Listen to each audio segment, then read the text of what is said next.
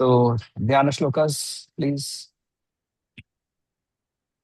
Raghuji.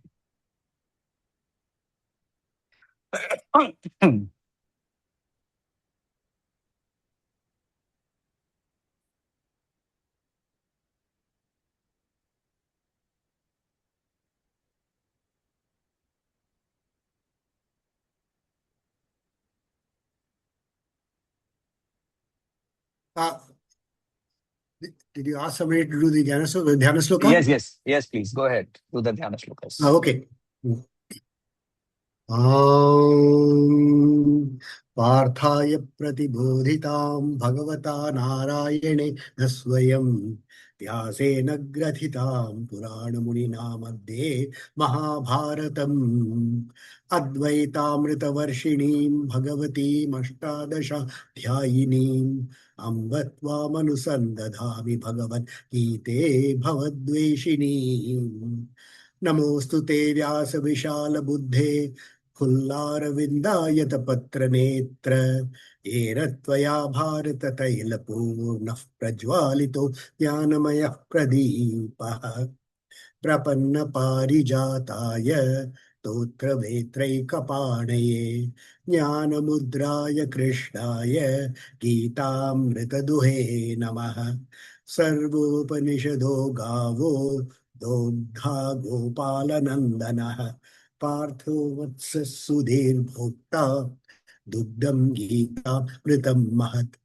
वसुदेवसुतं देवं कंसचाणूरमर्दनं देवकी परमानन्दं कृष्णं वन्दे जगद्गुरुम् भीष्मद्रोणतथा जयद्रथजला गान्धारणीलोत्पला शल्यग्राहवती कृपेण वहनी कर्णेन वेलाकुला अश्वत्थामविकर्णघोरमकरा दुर्योधनावर्तिनी सोत्तीर्णा खलु पाण्डवैरणनदि कैवर्तकः केशवः पाराशर्यवचः सरोजममलं गीतार्थगन्धोत्कटं नानाख्यानककेसरं हरिकथा सम्बोधनाबोधितम् लोके सज्जन षट्पदैरहरः पेपि यमानं मुदा भूयाद् Bharat पंकजं कलिमल प्रध्वंसिनः श्रेयसे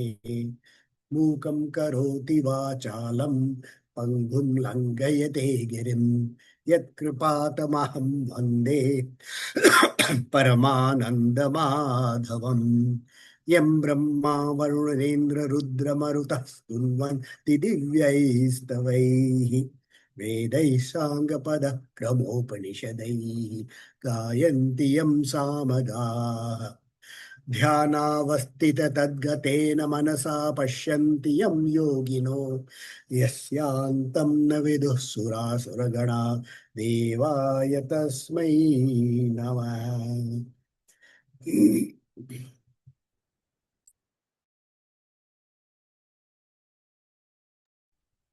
So we will begin with verse number 23 and carry on from there.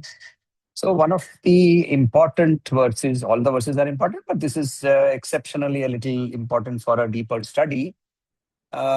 In the earlier verse up to verse number 22, if you see verse number 22, let us look at it once more. He says, Purusha prakritisto hi bhunkte prakriti jangunan karanam gunasangosya Sardasatyoni Janmasu. So what did he say over there? He says that when the Purusha, he gets seated in Prakriti, it starts to desire to enjoy the three gunas, and attachment to it becomes the cause of its birth in superior and inferior wombs. What is superior and inferior wombs? We saw superior and inferior wombs as very specifically that the progression moves towards the vasanas. So if the vasanas are towards moving away from yoga, then we get yonis which have lesser and lesser intellect, ultimately landing up to become even a stone, which has no intellect, right? So the stone has only body and consciousness, right? The lower animals, insects and such, they have body and they may have a smattering of emotions and desires. And then as we progress towards mammals, the development of both the brain and the manifestation of consciousness leads to a differentiated intellect. So intellect, does it exist in higher mammals such as elephants, horses, cows, and so on and so forth? Yes, it does. But discrimination does not, judgment does. We have seen this earlier, right? That intellect has two roles. One is the ability to judge, which is the lower portion of the intellect, the judging portion. I mean, this is good, this is bad, this is a mana, this is an apamana, etc., etc. And then there is discrimination, atma, anatma, viveka. So those who have gone through these the meditation camps with me, you will remember we talked about these as Shat Sampat, Atma, Anatma, Viveka. Both as well as in Divdishya Viveka as well as in Tattva Bodha, we saw these Shat Sampat. And in that Atma, Anatma, that is discrimination. That does not exist in any beings excepting in human beings. And which is why, therefore, only the human has the power to attain moksha. Only the human has the power to attain moksha. And that is validated not only in the Puranas, it is validated in the Smritis, and then it is also validated in the Vedas directly. And then Acharyas who have written on these in Viveka Chudamani, he says, but the 9 qualifications, the first qualification, he says, Purusha Janma Durlabha. Gurudev used to do this in the class, and then he would say, so I am assuming that, and I hope that all the people who are here are in Manushya Janma. And then, so we would all say, yes, Gurudev, yes, Gurudev. You may be saying it, but then I have my own doubts. So, and truly so, isn't it? See, what happens is, again, to go back to Gurudev's beautiful example, he says, see, as we evolved, we learned how to stand up, and our spine became straight. Right? So most animals that you see, their spine is horizontal. Now, their spine becomes straight. Ours, as it became straight, the positioning of the body, mind, intellect became correct, which means the body, the sensory complex, centered around our yoni and the linga, centered around the genital organs, that indicates the body. Then the emotive center, which is technically the heart, and then the intellect center, which is the brain. So we stood up. So the intellect, and how does it say in the Upanishads as well as in Bhagavad Gita? We have very clearly seen this, right? In chapter, way back in chapter 2, he said, how does it work? First, the body has to be controlled by the mind. The mind has to be controlled by the intellect. The intellect has to be controlled by the self. Right? Kathopanishad as well as the Bhagavad Gita. We have seen this way back in chapter 2. So having explained all that, he says, and now you will stand in Dusirsasan, which means we will invert it completely. What comes first? Body comes first. Intellect is gone, thrown out into the out of the window. So this positioning, very clearly he says that your birth is dependent. You chose where you will be born. You chose how you will be born.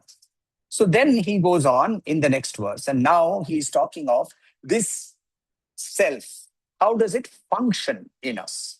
So let us look at the verse number 23. Upadrashtanumanta cha, Upadrashtanumanta cha, Bharta Bhokta Maheshwaraha, Bharta Bhokta Maheshwaraha, Upadrashtanumanta cha, Bharta Bhokta Maheshwaraha, Paramatmeti Chapyukto, Paramatmeti Chapyukto, Dehesmin Purushah Paraha, Dehesmin Purushah Paraha, Paramatmeti Chapyukto, Dehesmin Purushah Paraha, Upadrashtanumanta cha, Bharta Bhokta Maheshwaraha, Paramatmeti Chapyukto, Dehesmin Purushah Paraha. Let us look at the word meaning one by one. Upadrashta. Drashta, the seer. Upadrashta. he who is away from it, seeing, but away from it. That means the witness, upadrashta. Anumanta, he who gives anumati, right? Permitter. He who gives permission, or the permitter, if I can use that word. Bharta, cha and all that I'm not explaining anymore. Bharta, the supporter. So in Malayalam, the husband is typically called the Bharta, and which basically means he who is the support for the entire family. But who fulfills the family? The wife, who is called Bharya. She who bears the load, right? So she bears the load and the other chap supports. We have such beautiful language. Sanskrit is such a beautiful language. It clearly indicates the roles that we are supposed to play in our lives as we get into our lives. Even the word, see, nowadays it's a very common thing that people use. Oh, he's a management guru, right? And the word guru is thrown around very easily. And in Sanskrit, there are various gradations of teachers. Adhyapaka, Acharya, Guru, these are all different and they have different roles to play. So here we have the Anumanta, then we have the Bharta. Then there is Bhokta, the enjoyer. Maheshwara, Ishwara, controller. Maheshwara, ultimate controller. Paramatma, supreme soul. Iti, that. Uktaha, cha api, and also uktaha is said. Dehe, in the body, asmin, this, in dehe asmin, is in this deha asmin, purushaha, the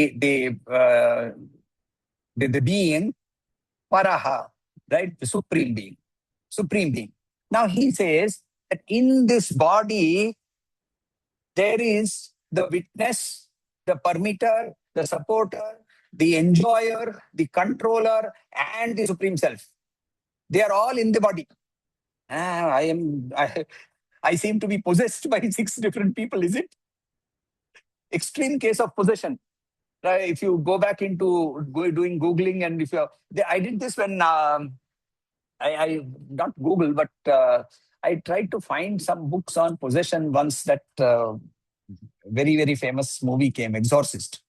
And there was some reputed case of a possession where apparently this girl was possessed by a host of beings. And they had to get rid of them one by one, and so on and so forth. Whether it was a case of extreme schizophrenia or not, we don't know. So, but however, here it seems that even Bhagavad Gita is saying that I am possessed by at least 6 beings. There are 6 of them sitting around inside my body. So no. Let's understand this. The role that the Supreme Self, that is only one, there is only one inside you. That one, the role that he plays in your life depends upon how accessible you are making yourself to that ever-present witness consciousness. That ever-present witness consciousness is not going anywhere. It is there. The lamp is continuously burning. How accessible are you making yourself here, meaning you the conditioned self, you the conditioned self. How accessible are you making yourself to be? If you don't make yourself any accessible at all, what does the Supreme Self do? It just witnesses. Just witnesses. So you go, murder somebody, steal. Is the Supreme Consciousness not acting? Or without that consciousness, you are only a dead body. But that dead body, to be acting, it is acting with consciousness. So is consciousness allowing me to do it? No, it's not allowing you to do it. What is it doing? It is actually playing the role of a witness.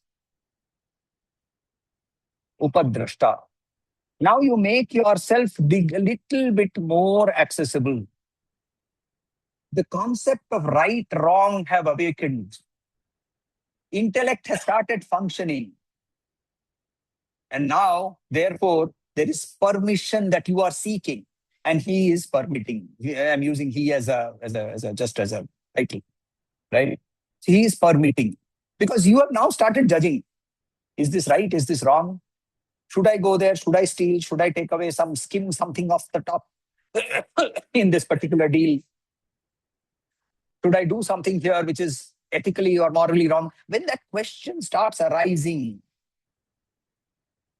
So this was a question my son asked. That do psychopaths and sociopaths suffer from the acts of their karma? What is the answer? What do you think? Do psychopaths or sociopaths suffer from the acts of their karma?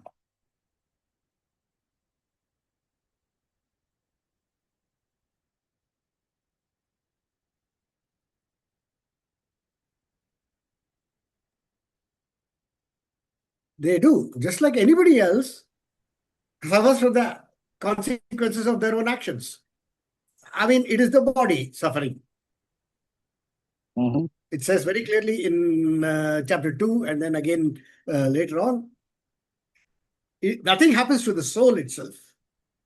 But within the operational sphere of the Vyavaharika Satta, the body and therefore the identity attached to that body is the consequences of the actions, which Okay. are with attachment.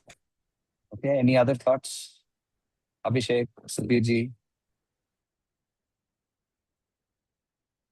I think Sudhir is frozen.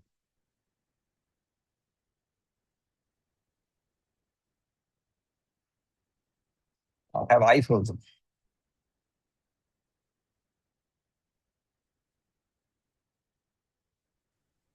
No, nothing different. I think I had got frozen. Yeah, so my question, I heard partially your answer, Raghuji, and I fair enough. Anybody else? Sudhir, Parthoda? No, nothing. I agree with Raghuji that think they it don't. should be. Sorry, anybody is talking? No. No, please. Yeah, carry on. Yes, Parthoda. Yeah, I think they don't suffer the consequences because they are seasoned in a way mentally that they actually don't know what they're doing. So their actions are propelled by some other thrust, which they can't do anything about it. Correct. I mean, they're also Correct. equally helpless. Correct. So this is exactly what an alcoholic will also say, na? Yes. But see, the difference is the alcohol addict, they first go into that, they take alcohol, and then So they even here suffer also, the he consequence. takes on the knife. He has to physically pick up the knife to go and hit somebody or knock somebody on the stab somebody, right? So But what that is the they don't answer? do willfully. So therefore, the act of will is not included in the theory of karma. Will is to be used to reverse the natural flow. Discrimination, that is where will arises. Ichha Shakti has two aspects. Ichha as in the ichha for doing whatever in the apana movement, gravitational pull. No effort required. So the consequence is always there. The consequence will always be there. But then in that case, what is the role of the consciousness over there? The role of consciousness is very clear. Upadrashta. It is a mere witness to the playing of Maya, gunas, and the body over there. Perhaps even the mind is not functioning in the sociopath. The intellect definitely is not functioning. And despite that, he is doing all these things. Even in such a case, also, the consequence will be there. Consciousness plays the role of being the upadrashta. In your and my case, Parthoda, that Whatever is power of discrimination. sorry. What about his power of discrimination? It is suppressed. It It is is totally suppressed. absent? It is either totally absent, it's never totally absent. It is there, it is completely suppressed when covered by the vasanas. The vasanas are completely suppressing or covering the intellect. Right? I will use an analogy after this to explain this concept a little bit more, and we'll see if that fits. So you have Anumanta. As I am making myself more and more accessible from Anumanta, I get that, oh, you alone are the one who is making this happen. Bharta, you alone are making this happen. I am not doing this. I am not doing this. Bharta, not only next level, I am not only doing it, I am not only not doing it, I am also don't want the fruits of it. The fruits are also yours. You only enjoy the fruits. Bhokta, you are not only enjoying the fruits and not only doing it and not only enjoying the fruits, but you are entirely controlling the situations that are created for this entire activity. The game that is being played, you are the one who is making the rules and you are the one who is playing. Maheshwara. Do you see the spiritual progression of the individual who is accessing his inner self one by one? At an Upadrashta level, there is no access at all. The mild, small access, Karma Yoga, has started. Then he goes to Bharta, Karma Jnana Sannyasa Yoga, Jnana Karma Sannyasa Yoga. Then he goes to Bharta. He says, oh, Karma Sannyasa Yoga. Then he goes to Maheshwara, Bhakti Yoga. You are the doer, you are the enjoyer, you are the everything. And then he says the sixth one. Oh, even that also actually is the same in everybody. Paramatma. It is not only in me, it is also the same in you. See, up to Maheshwara, I'm still in Dvaita. Because there is Ishvara and there is me. But then I move further, the same game is being played. Parthoda is playing the same game, so am I. And the player of the game is the same for both of us. Paramatma. This is the unfolding of a development of a spiritual growth path. So from Upadrashta up to Paramatma. Yes, Raghuji. So I had a bit of an epiphany in the last week or so. So I go back again to my virtual reality hypothesis. So what's a virtual reality? We know it's a software program. All the other accoutrements like the bodysuit and the sensors and all are only part of that same software. Okay. So when the Parabrahman created the universe, what he did was to give a core program, basic universal principles that our scientists have been now searching for more than a century. Okay, this universal principles he puts down. But then for a program to run, it has to have a clock. That's where the nadam comes in. So he gives the nadam, which is the vibration by which the clock begins to run. Now this clock runs and the entire universe gets created following the same fundamental principles, which today as scientists we are trying to discover. It's already there. Okay. So he did this, and imagine this. He let that clock run in terms of our today's cycle for 13, 14 billion years. And then he brings in what we call life from the very basic forms. But here is where he creates portals. He creates these portals that he enters, but he puts in a privacy clause in this program. This privacy clause means once he enters the portal, he forgets who he was. He is now completely associated with the implements of that portal. which could be starting with one-celled organisms and all, and then it grows. Now we think it has been 13, 14 billion years. I mean, if you look at a clock, computer's running, and you can speed up the clock, and the program runs faster. But for the outward world, nothing differs except it happens faster. So he could very well have run the 13 billion years on a super fast hyper gigahertz clock, got it to this point, and then decided to enter. It's not as if you were sitting there 13 billion years and then saying, okay, now let me enter. We don't know. We have no means of knowing because our reference of time is this clock. Okay. So now he has got in, and he has got this privacy clause with each portal that he has entered that we now need to break that. We have to hack into the code to break that privacy clause so that we can recognize who we really are. This is the kind of an epiphany that I had in the last week or so. I just wanted to share it.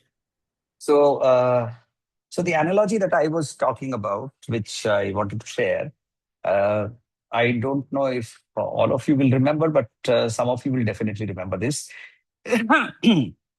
So one person who will not know this is Abhishek, is that in 1971, when we were having this war with Pakistan, we used to have something called blackouts.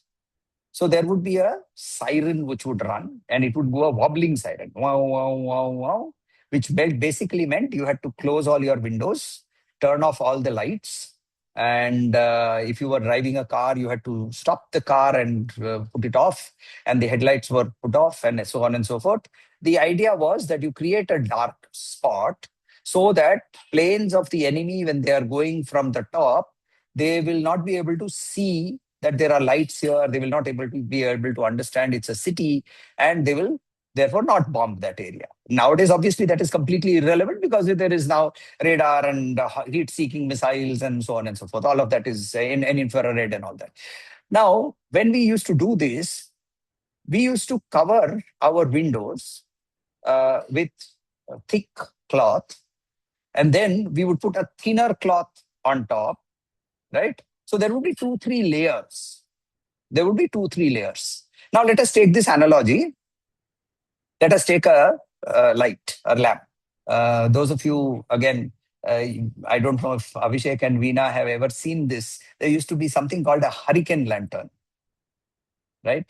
And this used to have a chimney, and it would be very, very airtight. It would have only very small inlets for the oxygen to go inside, normal air to go inside, very small outlets for the heat to go out. And it's called a hurricane lantern because it would continue to burn even if there were very strong winds. Now, you take this hurricane lantern and you cover it with a thin, very thin muslin cloth, right? Then you cover it further with a linen cloth, then a silk cloth, then a cotton cloth, then some velvet.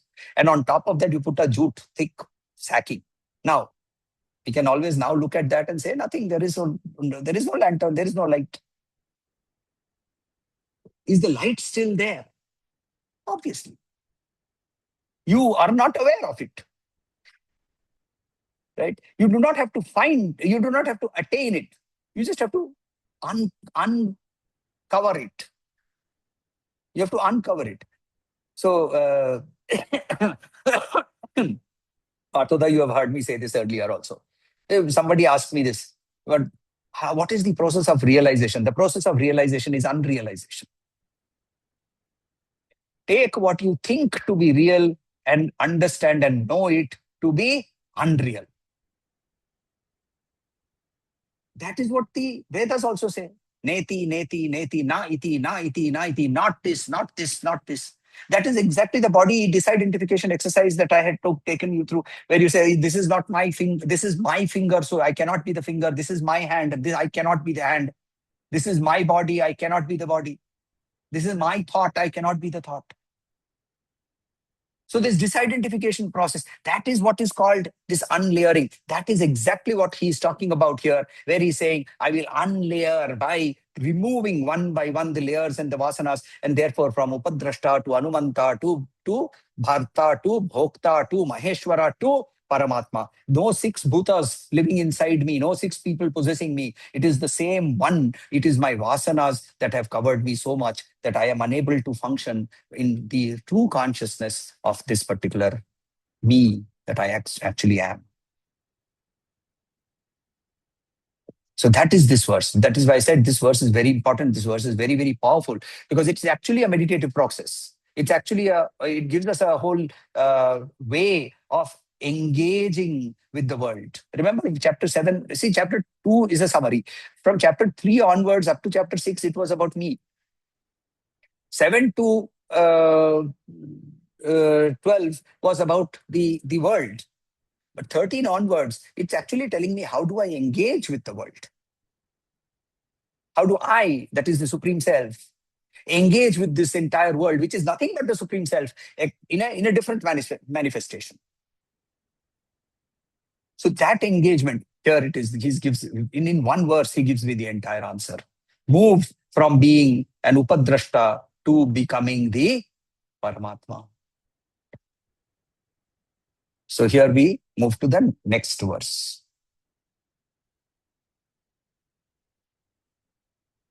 Dhyanenatmani pashyanti, dhyanenatmani pashyanti, kechid atmanam atmana, kechid atmanam atmana, dhyanenatmani pashyanti, kechid atmanam atmana, anye sankhena yogena, anye sankhena yogena, karma yogena chapare, karma yogena chapare, anye sankhena yogena, karma yogena chapare, dhyanenatmani pashyanti, kechedatmanam atmana, anye sankhena yogena, karma yogena chapare, dhyanena, through dhyana, atmani. Sir, Did we finish one, verse there 20, is 20? Yeah, 24. yeah. Sorry. Ya evam. evam veti purusham. There is one more, I'm so sir. sorry. Person. I jumped. Yes. Okay. Ya evam veti purusham. Ya evam veti purusham. Prakritim cha gunai saha. Sorry. Prakritim cha gunai saha. Ya evam veti purusham. Prakritim cha gunai saha. Sarvatha vartamanopi. सर्वथा वर्तमानोऽपि न स भूयोऽभिजायते न स भूयोऽभिजायते सर्वथा वर्तमानोऽपि न स भूयोऽभिजायते य एवं वेत्ति पुरुषं प्रकृतिं च गुणैः सह सर्वथा वर्तमानोऽपि न स भूयोऽभिजायते यः, those, evam, thus, veti, understand, purusham, the purusha, prakritim, material nature, prakriti, nature, cha, and gunaihi, the three gunas, gunaihi meaning in plural, gunaihi, saha, with, sarvatha, in every way, vartamanaha, situated, api, although, na, not, saha, they, puya, again, abhijayate, take birth. Now this is very simple. This we have already seen. So those who understand the truth of the Supreme Soul, the individual soul, the material nature, the interaction of the three modes of nature, etc., will not take birth. They will be liberated irrespective of their present condition. They will all become liberated because they have understood. When I say understood, I've used the word in our bigger sense of realized. Right? Understanding, yes, we have all understood. By reading this itself, we have all understood. That does not mean that we will get moksha. Then if that was true, then we just needed to read the Bhagavad Gita and we become moksha. Because understanding, knowing is not realizing. And I think I have repeated number of stories around this particular fact. So I'm not going to bore you with another story. So here, the answer is that we need to understand here. The word understand means those who realize, those who have direct experiential awareness of the fact that I am nothing but the Supreme Soul, which is true in everything that is around me. They are the ones who will not come back. It doesn't matter what you are. It doesn't matter who you are. It doesn't matter whether you have a shirt or you don't have a shirt. You know why I'm saying shirt, right? Those of us who have, the Upanishadic story. There are a king who wanted the shirt of a person who was very happy. And he obviously ultimately found somebody, and that person did not have a shirt at all. Because happiness, ananda, does not depend upon the external situation. So here, Vedi and Veda have the same root? They are all the with. The root is with. With means to know. The with means to know. Then, so we move to the next shloka, which we just now did. So see, Krishna is he's a fantastic communicator. He's told you that there are 5 different levels at a dualistic way, and then there is the 6th level, and there are these 6 possibilities that are already moving inside you. They are all pre-existent. You just need to move from one to the other. They are all graded. They are moving from one to the other. And as we move up towards that, you will therefore not come back. So the result. So first he gives you a status, then he gives you the result, and now he even gives you the method. And he always does this. In any part, wherever you see, if he gives you a certain status to achieve, then he tells you what is the benefit of that, and then he will always tell you how to go there. Yes, Abhishek, what is your, you've raised your hand. In the previous shlok, does it mean literally one will not take birth, or after taking birth it won't really affect you, the Maya, or you see, okay, why do you take birth? Why do you take birth? To clear of the karmas to reach. Now, if the karmas are not yours at all, then why do you need to take birth?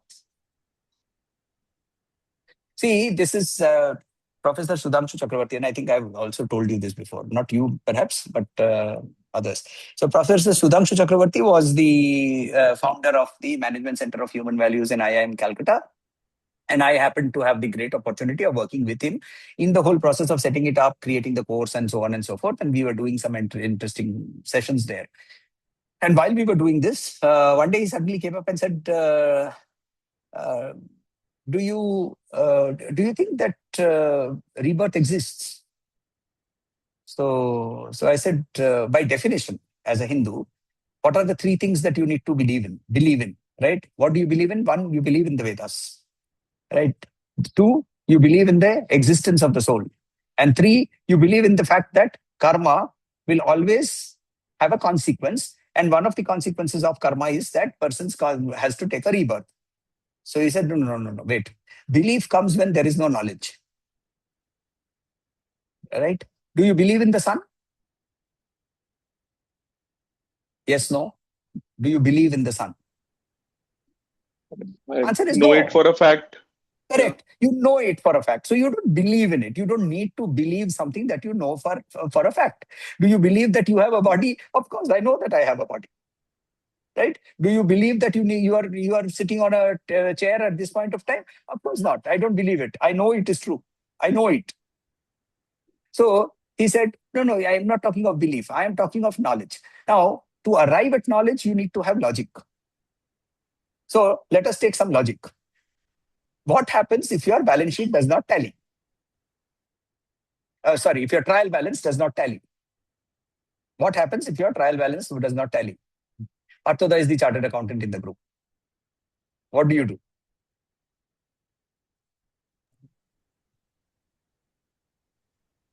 He put the difference in that account. What do you call it? Suspense account. Suspense account. Suspense account. Yeah. Very good. So you create a suspense account. Then what do you do in the next accounting period? immediately you start working on the suspense account and try to get rid of it. Correct? But by the time you have got rid of that suspense account, a new suspense account has got created because something again has not tallied, and a new suspense account. So again, one more accounting year. And then again, one more accounting year, and so on and so forth. So as long as your karma has a suspense account balance, you will have to come back. So I said, okay, wonderful. Then what happens at realization? Nothing. You have sold off the company. You have sold off the company. So no more balance sheet required. No more trial balance required. Company sold. Right? You don't own it anymore. So there is no coming back. Going into a completely different zone here. Do such beings actually, do they come back sometimes? There is a very strong belief system in certain philosophies that at that doorway of moksha, there is a point of holdback where the conditioned Atman holds on to a particular vasana, one vasana. And it is called the vasana of compassion. And that it uses to say, I have crossed, but that's not my journey. My journey is to make others cross. And I will stand at this doorway and help people to keep coming back, coming here. Those who are in this suffering. That in Buddhism, especially in Vajrayana Buddhism, Tibetan Buddhism, is called the Avalokiteshvara vow. The Bodhisattva vow, the Bodhisattva vow. The Bodhisattva is a person who has that one vasana and he therefore stands at that doorway. I have heard the Dalai Lama personally say this. He was asked, will you come back? Because he's the 13th and there were indications that he may not come back and so on and so forth. So he said, have you attained nirvana? Person asked him, he asked back, have you attained nirvana? So he said, obviously not. Then I have to come back. His answer was very clear. See, he is believed to have taken that vow in the first, wherever he was in the first of the Dalai Lamas, was supposed to have taken that vow, and he keeps coming back, and he's come back 13 times is what is believed. That is where all these realized masters, when they come in here, and we see so many examples that they are born with that innate state of being one with the universe. They're born with that particular state. They don't need any specific guidance or a teaching. They will display all of that in terms of Leela. We have seen that with Sri Ramakrishna. We have seen that with Ananda Mahima. We have seen that with Neem Karoli Baba. Right? These are people who have perhaps in some way taken that vow and come back. But we don't want to get into any discussion on that. It's a very long, separate discussion that we can have. What we are saying here is, therefore, to answer your question, is that there is no rebirth. The rebirth is only because you have vasanas that need to be worked out. But the vasanas themselves have completely dropped. Your school bag that you are carrying, the bag of rasagullas that you are carrying is now empty. Why do you want to come back? Yeah, you can then choose to say that, okay, I will come back because I want to empty Samir's bag of rasagullas also. That needs to be emptied and he can't do it on his own. Yeah, he can't do it on his own. So let me find out a way whereby I can help him to get that strength and fortitude and determination and so on and so forth so that he can empty it. That's why I will come back, but not otherwise. Correct. Exactly. Which is where he says, yada yada hi dharmasya glanir bhavati bharata. Right? So I hope I answered your question, Abhishek. So let's move on. So he says, how will these people attain? He says, dhyanena. Right? Dhyan, where dhyana? Atmani, inside, internal meditation. Then he says, pashyanti, perceive, kechit, some, Atmanam, the supreme, Atmana. Here again, the word Atma is through the mind, right? Through the mind.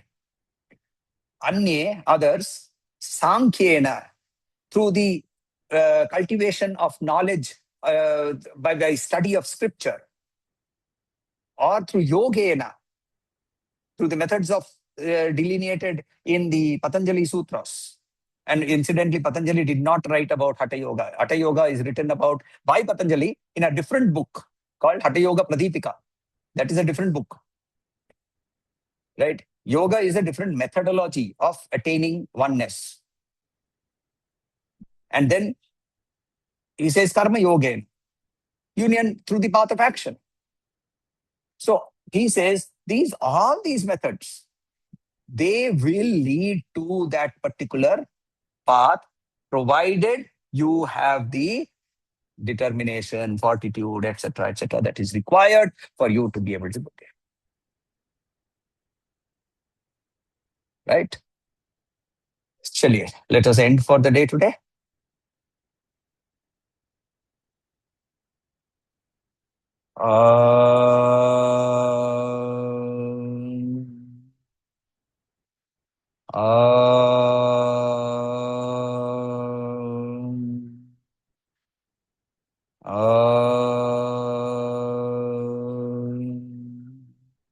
Shanti, Shanti, Shanti.